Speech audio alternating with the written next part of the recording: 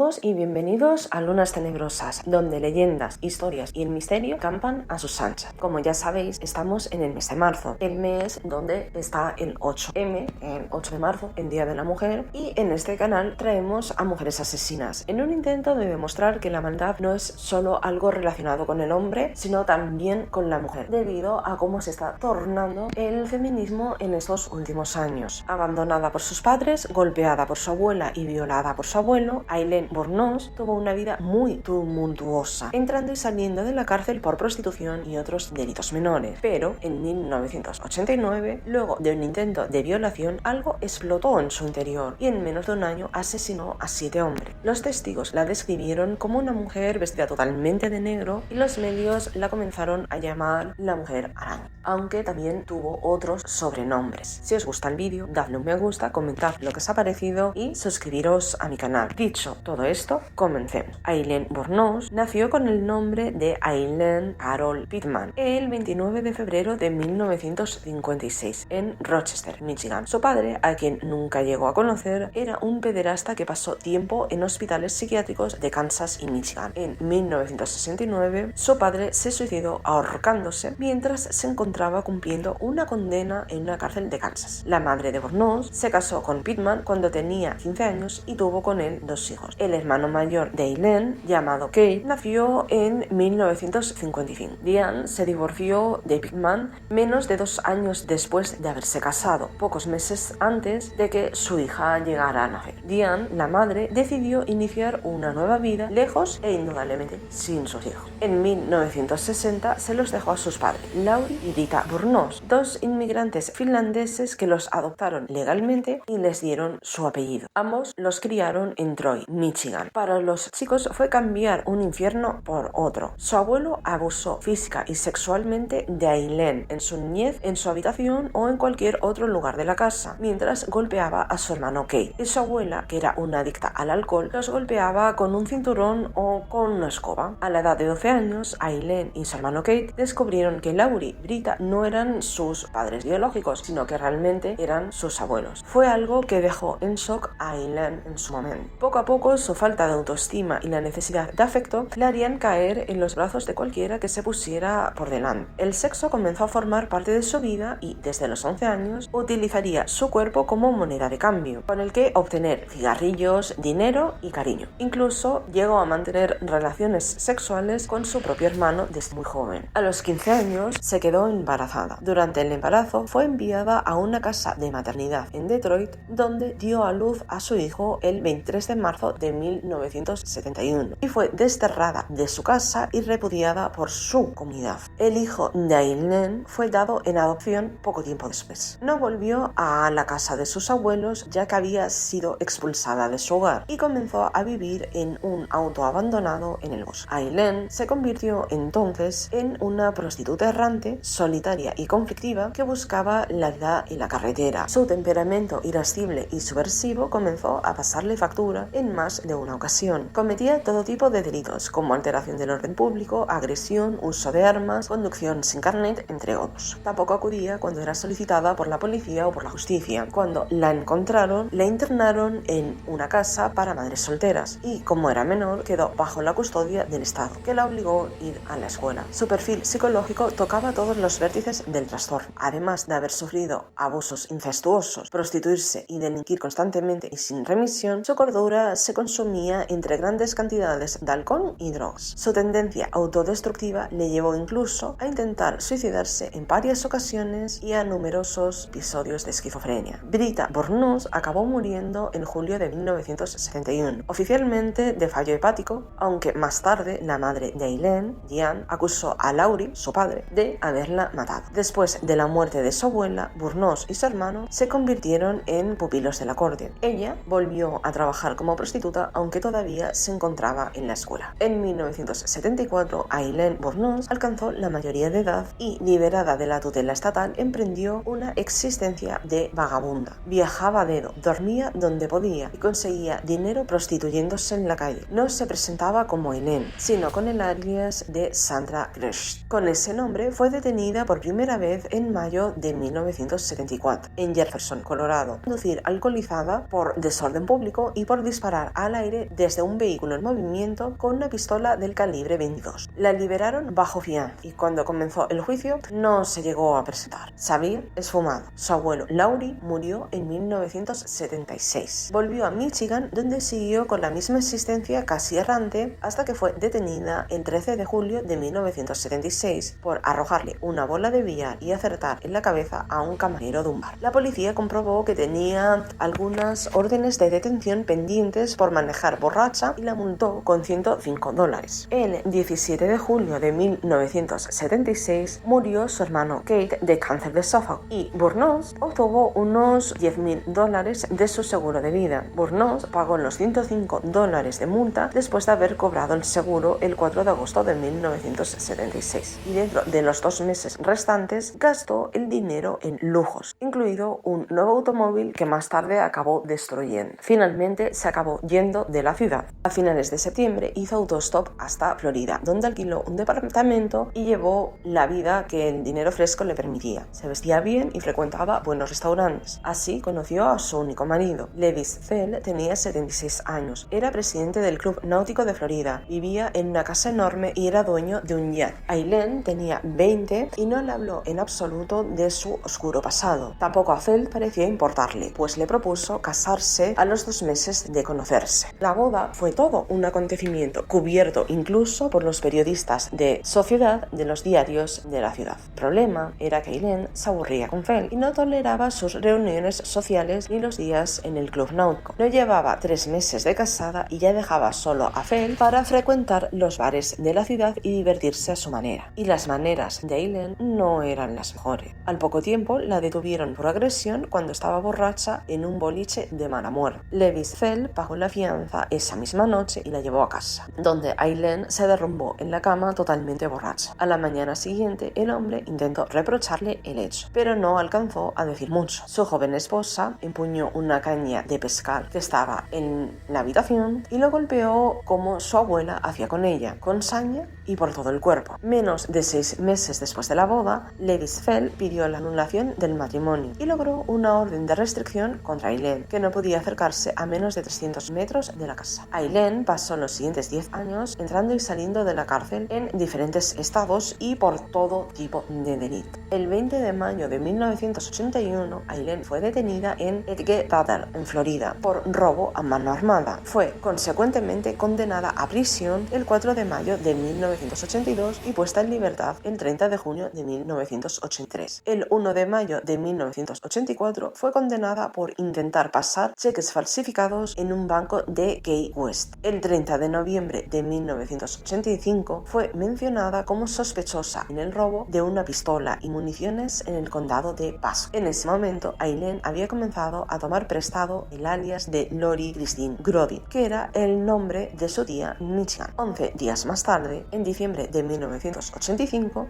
policías de tráfico denunciaron a Lori Grody, que obviamente era Burnos, por conducir sin una licencia mala. En enero de 1986, Aileen fue detenida en Miami bajo su propio nombre y acusada de robo de automóvil, resistencia a la autoridad y obstrucción por información falsa. La policía de Miami-Dade encontró un revólver del calibre 38 y una caja de municiones en el automóvil que ella había robado. El 2 de junio de 1986, en el condado de Volusia, ayudantes del sheriff detuvieron a Lori Grody, otro que era obviamente Aileen, después de que un compañero le acusó de haber disparado contra su automóvil y exigirle unos $200. Se descubrió que Aileen transportaba municiones de repuesto y una pistola del calibre 22, encontrada debajo del asiento que ocupaba. Aileen, que había cambiado su alias a Susan Blahovec, fue multada por exceso de velocidad en el condado de Jefferson, Florida, solo una semana más tarde. Poco tiempo después, Aileen estaba en Daytona Beach, donde conoció a Tyria Moore, de unos 18 años de edad por aquel entonces, en un bar gay. Las dos pasaron la noche juntas y se hicieron muy cercanas. Fue un flechazo para ambas, volviéndose inseparables y comenzando una relación que con el tiempo se volvería una relación tóxica y tormentosa. Se fueron a vivir juntas. Tyria dejó su trabajo de empleada de limpieza en un motel y aceptó que Aileen la mantuviera con el dinero que obtenía ejerciendo la prostitución. Ese era el ancla que Aileen había estado buscando por años. Luego la pareja comenzó a vivir juntas. Tras comenzar a vivir juntas, la pareja se hizo famosa entre sus círculos privados por su estilo de vida nómada, a menudo alojándose en apartamentos de amigos, habitaciones de moteles y a veces incluso en el el bosque o en antiguos graneros. E incluso Tyria acompañaba a Aileen cuando circulaba por la calle o iba a los bares para conseguir clientes. Vivían de las ganancias de Aileen como prostituta. Finalmente, su relación floreció hasta el punto de que Aileen comenzó a referirse amorosamente a Tyria como su esposa. Sin embargo, la pareja en ciertos momentos atravesó momentos difíciles en su relación. Tyria inicialmente desaprobó la profesión de Aileen. En el documental Aileen Wuornos, Mint of a Monster, Tyria divulga que una vez que descubrió que se estaba prostituyendo, hizo todo lo que pudo para ayudarla a dejar de hacerlo, pero Aileen se mantuvo firme y no cedería. Además, según Tyria, Aileen hacía mucho que tenía una mecha muy corta y salía disparada a la menor provocación. De hecho, la policía incluso la había interrogado sobre su participación en varios altercados. En junio de 1987 las detuvieron por golpear a un hombre con una botella de cerveza durante una discusión, pero la cosa no pasó a mayores. Aileen presentó en la comisaría una licencia de conducir falsa a nombre de Susan Blachowicz y con eso consiguió que no le detectaran los antecedentes que tenía, mientras que Tyria nunca había tenido problemas con la ley hasta ese momento. Las liberaron enseguida. El 18 de diciembre de ese mismo año, policías de tráfico detuvieron a Wuornos por conducir por la carretera interestatal con una licencia caducada. El 12 de marzo de 1988, bajo el nuevo alias, Cami Mass Green acusó a un conductor de autobús de Daytona Beach de asalto. Ella afirmó que la habían sacado del autobús con excusa. Moore fue identificada como testigo de este incidente. El 23 de julio de 1988, Moore y Aileen, que seguía utilizando el alias de Susan Blachowicz, fueron acusadas por el dueño del departamento de Daytona Beach, donde se hospedaban en ese momento, por actos vandálicos contra la vivienda. Declaró que habían arrancado las alfombras del apartamento y pintado las paredes de color marrón oscuro sin su permiso. En noviembre de 1988, Aileen, como Susan Blachowicz, empezó una campaña de 6 días de llamadas amenazadoras en contra de un supermercado de Zephyr Hills en Florida, a raíz de un altercado que tuvo con billetes de lotería. Durante 1989, Aileen rara vez viajó sin una pistola cargada. Ella trabajaba en los bares y paradas de los camiones para complementar sus ingresos con la prostitución. Aileen presuntamente comenzó a abrirse con Tyria y comenzó a hablar acerca de los numerosos problemas en su vida. A medida que pasaba el tiempo, a Aileen le costaba más trabajar como prostituta y conseguir dinero. Por lo tanto, la pareja comenzaba a tener problemas financieros. Esto hizo que Aileen compaginase su trabajo en la prostitución con trabajos de camarera en bares de carretera que le ayudaba a encontrar también otro tipo de clientes. A pesar de las tensiones en su relación, la pareja permaneció junta. Aún así, Aileen había estado bastante feliz con su vida hasta que en 1989 algo que había mantenido reprimido durante años acabó estallando en su interior, ya que no tardó en desatarse su perfil psicopático al completo. El 30 de noviembre de 1989, Richard Mallory, de unos 51 años de edad, invitó a Aileen a subir a su auto y la llevó a un camino solitario para mantener relaciones sexuales. Ese era el acuerdo, pero el hombre se puso violento y lo que en un principio era una contratación de servicios se transformó en un intento de violación. Aileen no sabía en ese momento y tampoco se supo durante el juicio, pero Mallory era un ex convicto y un violador. La mujer llevaba un arma en la cartera y pudo manotearla. Le disparó 3 veces en el pecho, dejó el cuerpo en el asiento trasero del auto, se puso al volante y manejó unos kilómetros hasta encontrar un lugar adecuado para tirar el cadáver. Antes le vació los bolsillos, se alejó del lugar en el auto de Mallory y la abandonó en la ciudad. Durante el juicio, varios testigos la reconocieron como la mujer totalmente vestida de negro que se había bajado del auto de la víctima. Así había nacido la mujer araña. Su cadáver apareció al día siguiente en un bosque de Daytona, envuelto en una manta. Presentaba 3 disparos mortales con balas de una pistola del calibre 22. La policía no encontró pistas suficientes para abrir una investigación, así que el caso fue totalmente archivado en ese momento. Esa muerte disparó otras, aunque Aileen demoró más de 6 meses en volver a asesinar, pero ya no se detuvo. A partir de ese momento, la espiral de asesinatos se convirtió en algo imparable. Acabó con la vida de otros 6 hombres en el transcurso de unos 5 meses. David Spears, de 43 años, que fue asesinado el 1 de junio de 1990. Charles Cascadón, de unos 40 años de edad, que fue asesinado el 6 de junio. Peter Siem, de unos 65 años de edad, fue asesinado el 4 de junio. julio, Troy Burress, de unos 50 años de edad, que fue asesinado el 4 de agosto, Dick Humphreys, que fue asesinado el 12 de septiembre, y Walter Geno Antonio, conocido como Gino, de unos 72 años, que fue asesinado el 19 de noviembre. Todos estos hombres murieron a manos de una mujer que sentía una auténtica aversión por la figura masculina. 7 hombres en menos de un año. Todos los cadáveres aparecieron desnudos y tiroteados en el pecho. Para ello, la asesina usó siempre un arma similar. Todos rondaban más o menos la misma edad, entre unos 40 y 70 años. Y todos aparecieron en las inmediaciones de una carretera. Aileen Wuornos asesinaba a sus víctimas siempre con el mismo sistema, ya que los seleccionaba mientras ejercía la prostitución. Se les ofrecía sexualmente, subía a sus autos, los mataba a tiros, les robaba todo lo que llevaban encima y tiraba sus cuerpos cerca de la ruta. Durante su serie de asesinatos utilizó un revólver calibre 22 y uno calibre 25 para cometer los crímenes. Todos los cadáveres, menos el de Sims, que nunca llegó a aparecer, fueron encontrados a los costados de las rutas cercanas a Palm Harbor, en Florida. Los testigos coincidían en que las víctimas habían subido a una mujer totalmente vestida de negro,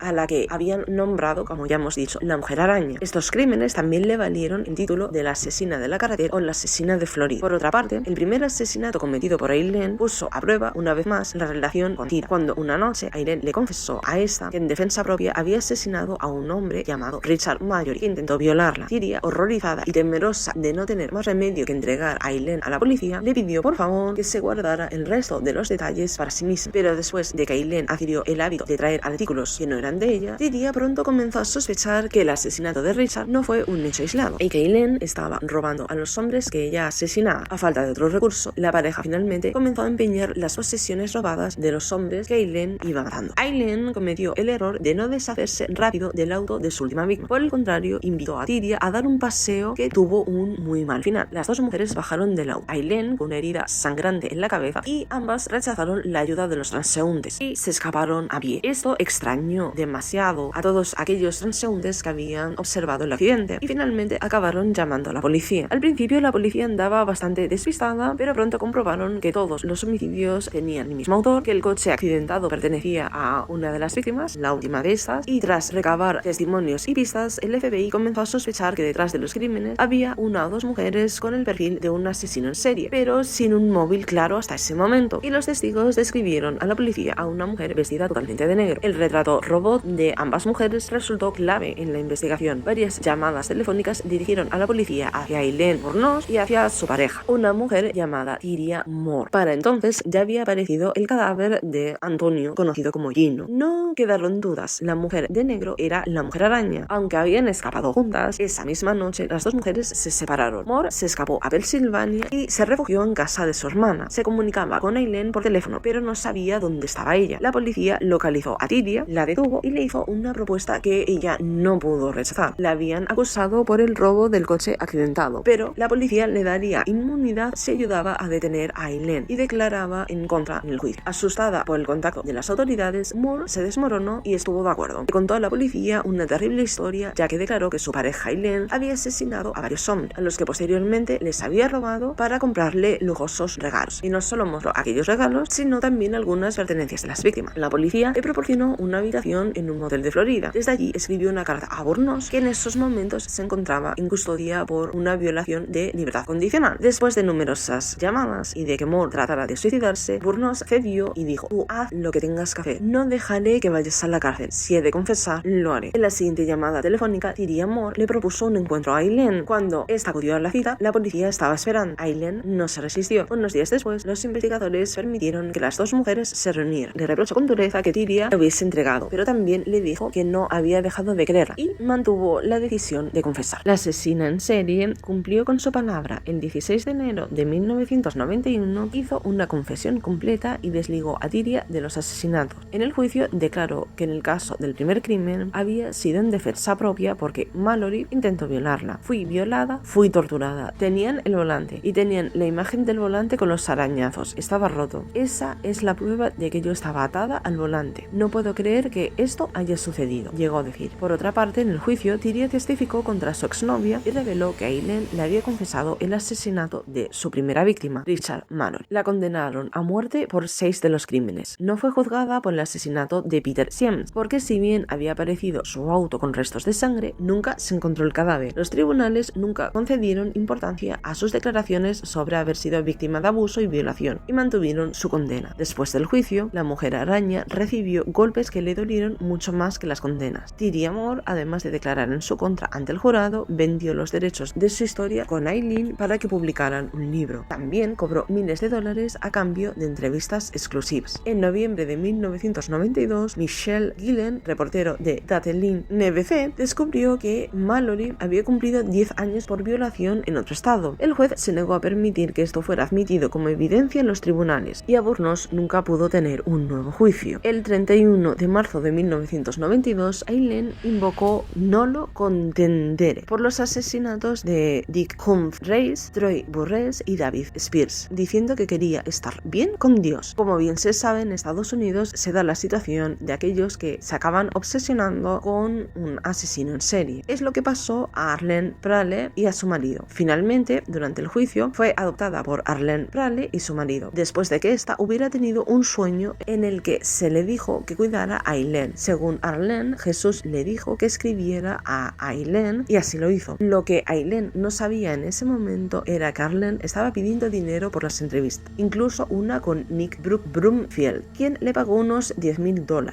Parte del dinero fue para el abogado de Albornoz, Steven Glaser, contratado por Arlene Prale. La apelación de Aileen ante el Tribunal Supremo fue rechazada en 1996. Aileen comenzó a sospechar de su madre adoptiva y de que solo estaba allí por el dinero y la publicidad que su caso conllevaba. Esto hizo que su relación comenzara a dañarse. Aileen dijo a Broomfield en una entrevista que Prale y Glaser incluso le indicaban formas de suicidarse en la cárcel. También le aconsejaron el nolo contendere, porque Glaser, conocido antes del juicio de Albornoz como el doctor legal, era demasiado inexperto para manejar un juicio por asesinato múltiple. En su declaración ante el tribunal, ella dijo: quería confesarte que Richard Mallory me violó violentamente como le he dicho, pero estos otros no. Ellos solo comenzaron. En junio de 1992 se declaró culpable de la muerte de Charles Carscadon y recibió su quinta pena de muerte. En febrero de 1993 se declaró culpable de la muerte de Walter Gino Antonio y fue condenada de nueva muerte. Como ya se comentó, no se formularon cargos en su contra por el asesinato de Peter Sims, ya que su cuerpo nunca se llegó a encontrar. En total recibió 6 penas de muerte. Albornoz contó varias historias inconsistentes sobre estos asesinatos. Admitió haber matado a 7 hombres en incidentes separados. Alegó inicialmente que los 7 la habían violado cuando pretendieron pagarle por sexo. Más tarde se retractó reclamando defensa propia. Durante una entrevista con Broomfield, en la que pensaba que las cámaras estaban apagadas, dijo que definitivamente en el caso de Mallory había sido defensa propia, pero no tenía otra opción que ir a por la pena de muerte. Ella alegó que nunca podría soportar estar en prisión por el resto de su vida. Le era algo muy complicado. Cuando Broomfield le preguntó: ¿con Mallory en defensa propia? Sí, y así fueron algunos de los otros, pero no puedo decir nada a nadie porque quiero la pena de muerte, respondió. Aileen Albornoz pidió que la condena se ejecutara lo antes posible. No quería seguir viviendo. Quiero estar con Dios, dijo. Presentó una petición ante la Corte Suprema de Florida por el derecho a despedir a su abogado y detener todas las apelaciones, diciendo: maté a esos hombres, les robé tan fría como el hielo y también lo haría de nuevo. No hay ninguna oportunidad en mantenerme viva o algo así, porque volvería a matar de nuevo. Tengo odio arrastrándose por mi organismo. Estoy tan harta de escuchar esa cosa de esta loca. He sido evaluada tantas veces. Soy competente, cuerda y estoy tratando de decir la verdad. Soy alguien que odia en serio la vida humana y mataría de nuevo. El gobernador de Florida, Jeb Bush, se interesó por esa mujer que pedía a gritos que la ejecutasen. Quiso que le hicieran pericias psicológicas para descartar que tuviera algún problema mental. De esta manera encargó a 3 psiquiatras de entrevistar a Aileen durante 15 minutos. La prueba de la competencia requiere que el psiquiatra esté convencido de que el condenado entiende tanto que él o ella va a morir, como también los crímenes por los que él o ella será ejecutado. Los 3 lo encontraron penalmente responsable, aunque durante el proceso la mujer araña llegó a confesar a uno de los psiquiatras que la evaluó que todos los hombres que había matado le recordaban a su abuelo abusador. Eso era lo que le hacía apretar realmente el gatillo. Por otra parte, el estado mental de la condenada empeoraba día a día. Aileen llegó a acusar a la supervisora de la cárcel de abusar de ella. La acusó de cosas como de manchar su comida, escupir sobre ella, servirle patatas cocidas en suciedad y llevarle alimentos con orina. También alegó escuchar conversaciones sobre tratar de presionarme tanto que terminaría suicidándome antes de la ejecución y deseando violarme antes de la ejecución. También se quejó de los registros cuando estaba desnuda, siendo esposada tan estrechamente que su muñeca estaba amoratada cada vez que dejaba su celda, además de pateos de su puerta, frecuentes revisiones por parte de matronas de baja presión de agua y moho en su colchón. Aileen amenazó con boicotear las duchas y bandejas de comida cuando determinados oficiales estaban de guardia. Mientras tanto, mi estómago ruge y estoy tomando duchas a través del lavabo de mi celda, llegó a decir. Su abogado llegó a declarar que la señora Burnos realmente solo quiere tener un tratamiento adecuado, un trato humano, hasta el día en que sea ejecutada, y que si las acusaciones no tienen ninguna verdad para ellos, estará claramente desilusionada. Ella cree en lo que está escrito. Durante las etapas finales del proceso de apelación, dio una serie de entrevistas a Bromfield. En su última entrevista, poco antes de su ejecución, afirmó que su mente estaba siendo controlada por una presión sónica para hacerla parecer loca y que sería sacada por ángeles en una nave espacial. Cuando Bromfield trató de que hablara de su anterior afirmación de haber matado a sus víctimas en defensa propia, Burnos se enfureció, maldijo a Bromfield y terminó la entrevista. Más tarde, Bromfield se reunió con Dawn Watkins, una amiga de la infancia de Aileen, que era la única que iba a visitarla a la cárcel, y que dijo a Watkins: ella lo lamenta, Nick. No te mostró el dedo, se lo hizo a los medios de comunicación y luego a los abogados, y ella sabía que si decía mucho más podría haber diferencia en su ejecución el día de mañana, por lo que decidió no hacerlo. La ejecutaron con la inyección letal el 9 de octubre de 2002. Rechazó la última comida, que podía haber sido cualquier cosa que pidiera por debajo de los $20, y en su lugar pidió una taza de café. Sin embargo, el documental de Bromfield dijo que recibió una última comida de KFC de pollo frito y patatas fritas. Sus últimas palabras fueron: yo solo quiero decir que estoy navegando con el rock y regresaré como en el día de la independencia con Jesús, el 6 de junio, al igual que en la película, con grandes naves nodrizas y todo. Regresaré. Después de su ejecución, el cuerpo de Aileen fue incinerado. Sus cenizas fueron enterradas en su ciudad natal de Rochester y de alguna manera volvió, pero en el cine. Un año después de su muerte se estrenó la película Monster, con Charlize Theron en su papel, Christina Ricci como Tyria Moore. Aileen Burnos permanece en la memoria como una de las asesinas en serie más famosas de la historia, tanto por la brutalidad de sus crímenes como por su triste destino. Su vida y los crímenes que cometió continúan siendo objeto de análisis y reflexión en los círculos académicos y en la sociedad en general. La historia de Aileen Burnos es un recordatorio de los horrores que pueden surgir de experiencias traumáticas y la impotencia de abordar la salud mental y el abuso desde temprana edad. Además, su trágico destino nos invita a reflexionar sobre el sistema de justicia penal y los debates en torno a la pena de muerte. Con el tiempo, el caso del monstruo ha sido catalogado como el de una depredadora sexual. Su tendencia a la prostitución y el asesinato parecen haber sido un esfuerzo inconsciente de liberarse matando de la representación de su padre y de su abuelo, pederastas violentos que convirtieron su vida en un infierno. Atraía a sus víctimas para experimentar de nuevo el sufrimiento de su infancia y en esa misma situación realizaba la fantasía que en su día no pudo. Siento el ruido que hay detrás en parte del vídeo, no lo he podido evitar, no he podido grabar en otro momento y parece ser que la gente no respeta lo que uno está haciendo.